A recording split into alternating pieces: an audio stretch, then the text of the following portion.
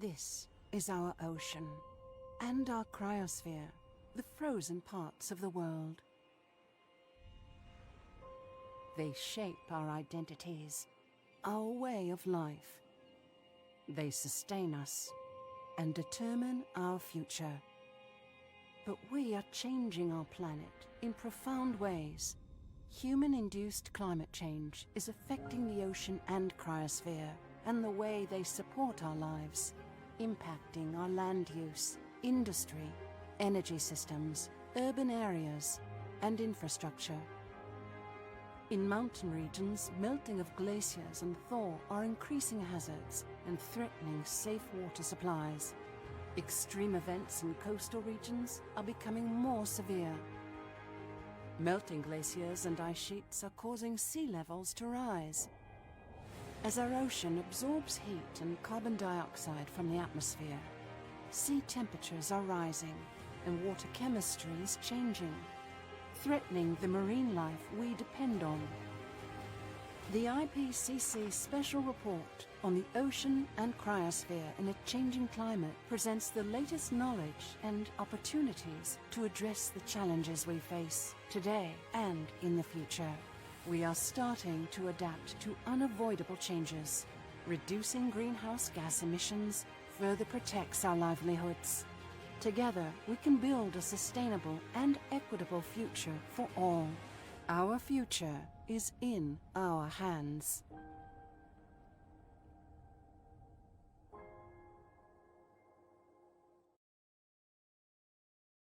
Good morning, ladies and gentlemen. Welcome to this press conference of the IPCC to present the special report on the ocean and cryosphere in a changing climate, which we completed, which we approved yesterday here in Monaco.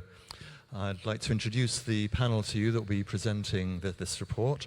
So on my right, your left, is Abdullah Moqsit, Secretary of the IPCC, Panmal Jai, Co-Chair of IPCC Working Group 1, Valerie Masson-Delmotte, Co-Chair of Working Group 1, Ko Barrett, IPCC Vice Chair, Hui-Sung Lee, Chair of the IPCC, Hans Otto Pertner, Co-Chair of IPCC Working Group 2, and Deborah Roberts, Co-Chair of IPCC Working Group 2.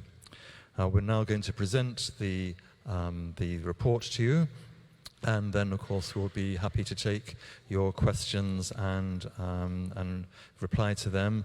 If you're following this presentation on the live stream, you can pose questions remotely. Go to slido, sli.do, and enter the event code SROC, S-R-O-C-C, and please give us your name and organization for any questions. So with that, I'll hand over to Hui-Sung, the chair of the IPCC. Thank you.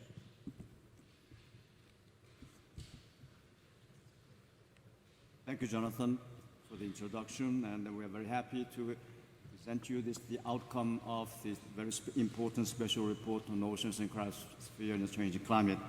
And you have the front and back cover of this report, and it is very significant that this front and back cover of the report pays tribute to the various regions addressed in this assessment, from the poles to the tropics. The ocean and cryosphere, the frozen parts of the planet, might feel very remote to some people, but they impact all of us for weather, climate, food and water, for energy, trade and transport, for health and well-being, for culture and identity. The ocean and the cryosphere are critical for all life on Earth. All this report has shown that if greenhouse gas emissions continue to increase, global warming will drastically alter the ocean and the cryosphere. However, if we reduce emissions sharply, consequences for people and their livelihoods will still be challenging, but they will be potentially more manageable for those who are most vulnerable.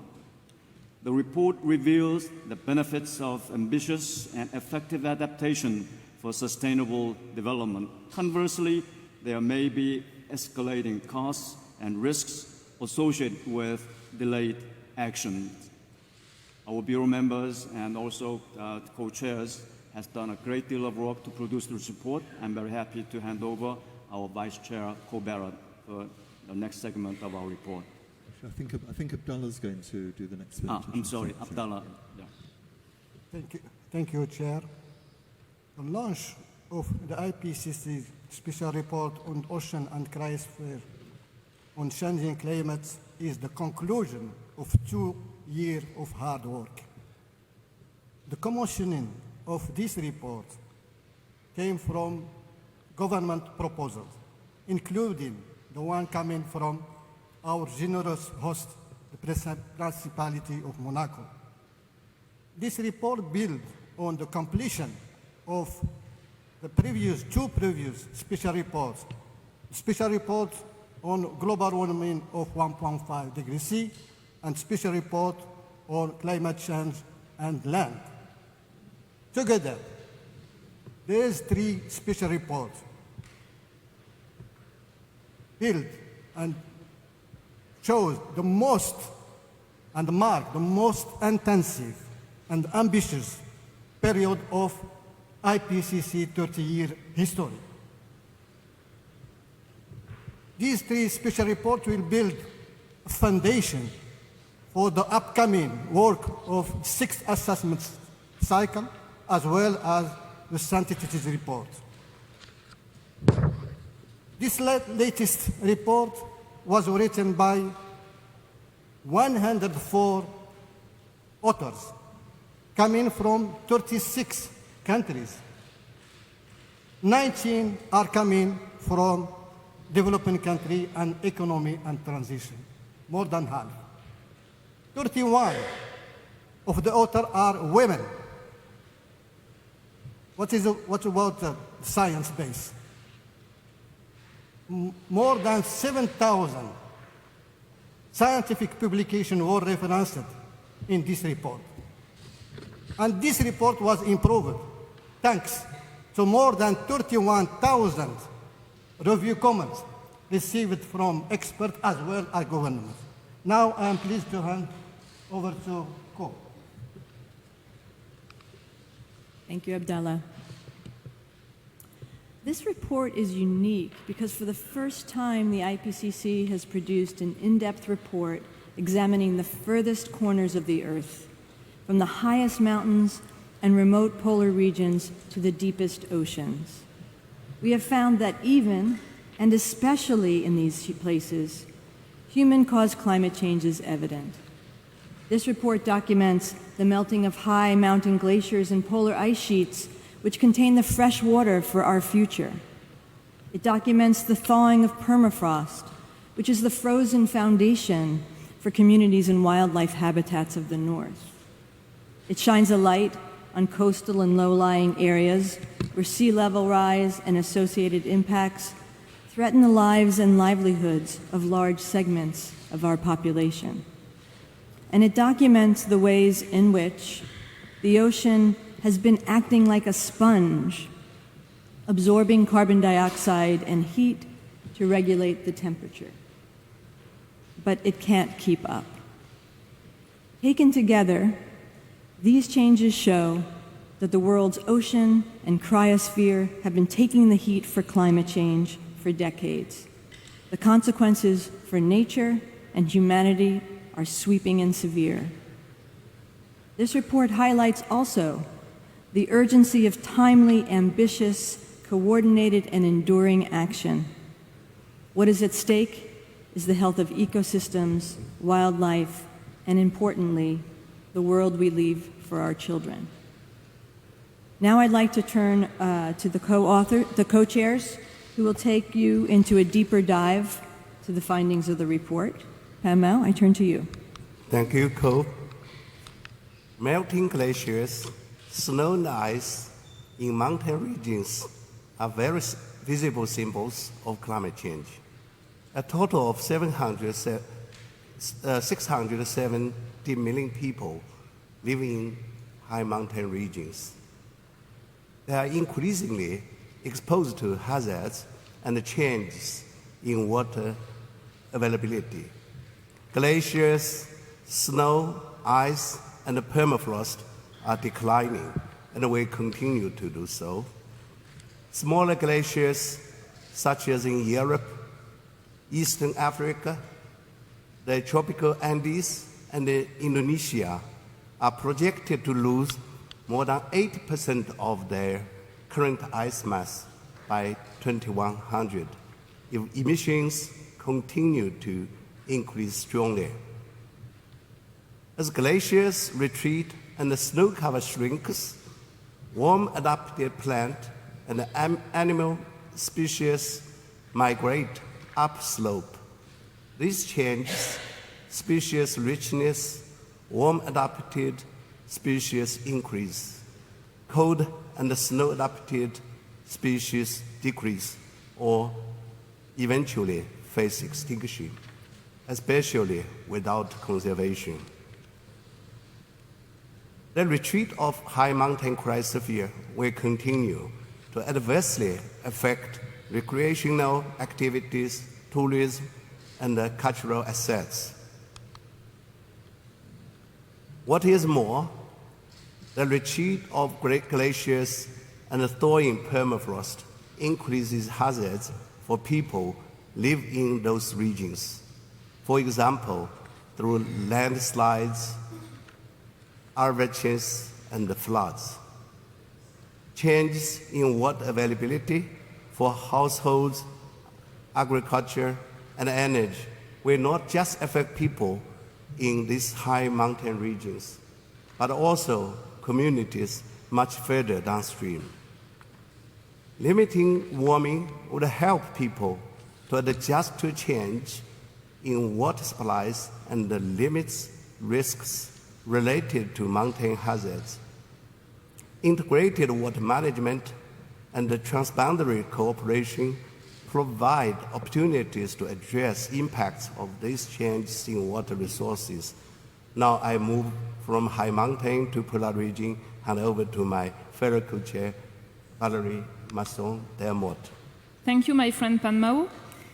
Changes in polar regions influence people's life around the world, wherever they live. The Greenland and Antarctic ice sheets are increasingly losing mass. These ice sheets, together with glacier melt, are now the dominant drivers of sea level rise, in addition to the expansion of warming seawater. Because ice sheets will continue to melt in response to past and current warming, the planet will experience global sea level rise for decades and centuries to come. Arctic sea ice is declining in every month of the year and is getting thinner.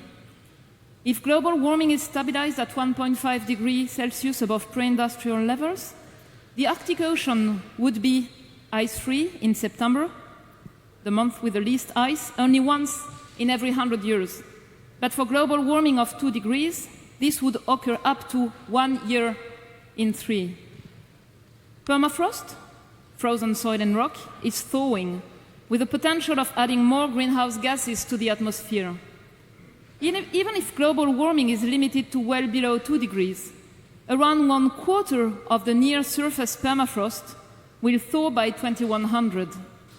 If our greenhouse gas emissions continue to increase strongly, around 70% near-surface permafrost could be lost. People living in the Arctic, especially indigenous peoples, are already adjusting their travel and hunting activities to the seasonality and safety of land, ice, and snow conditions. But their success in adapting depends on funding, capacities, and institutional support. 4 million people live permanently in the Arctic region.